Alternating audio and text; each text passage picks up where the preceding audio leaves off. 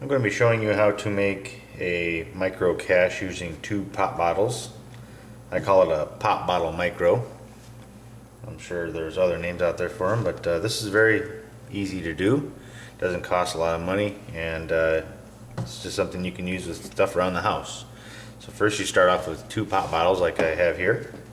You can just need the cap off of one of them, and you can just recycle this bottle. You don't need it for anything. So you just take the cap off one, leave the cap on the other, and we're going to cut the neck off the bottle. Specifically, we're going to cut just below where it starts to curve right there. We're going to cut right there. I'll show you. Just take a razor blade and just go around real quick. Recycle this along with the other bottle. What you end up with is you can see the bottle head, and it has like a little flange here. You're going to want to get rid of that by, again, using your razor and just trim it up.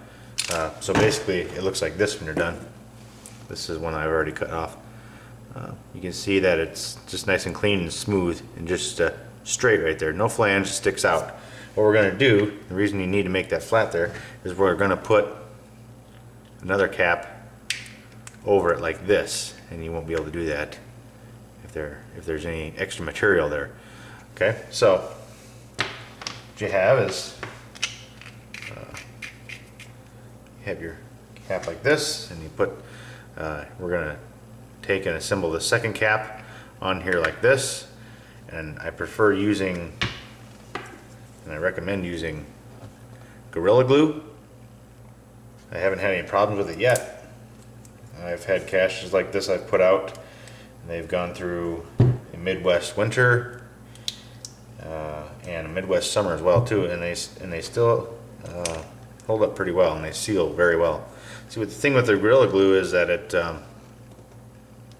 expands as it dries and hardens, so it kind of fills in the cracks where you may have missed or something.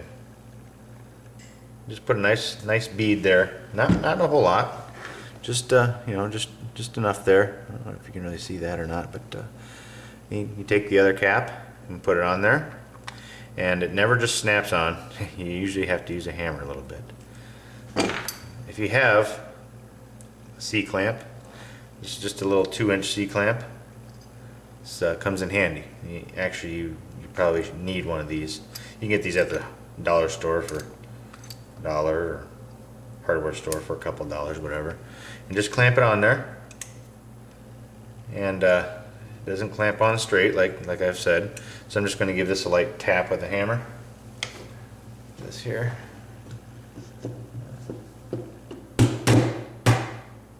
There. No, that didn't work. Let's see here.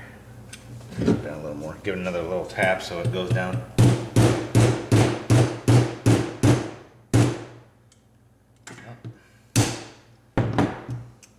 And what you end up with is it's sitting there glued. So with the Gorilla Glue, you're going to want to let it sit for about 24 hours. It takes about that long for it to cure. So I just let it sit here.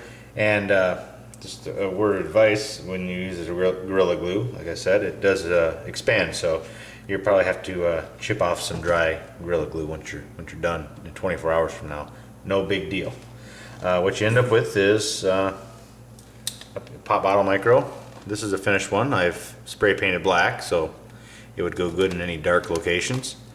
You take and just take a blank sheet of paper. This one has lines on it, but you can just take any kind of blank sheet of paper, cut it 1 inch wide, roll it up in there, and there you have it.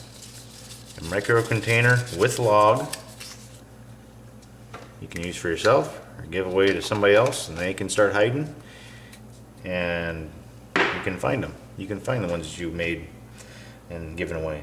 It's a nice little thing to get people going for their first hide or whatever. So, and that's how you make a pop bottle micro. Real simple.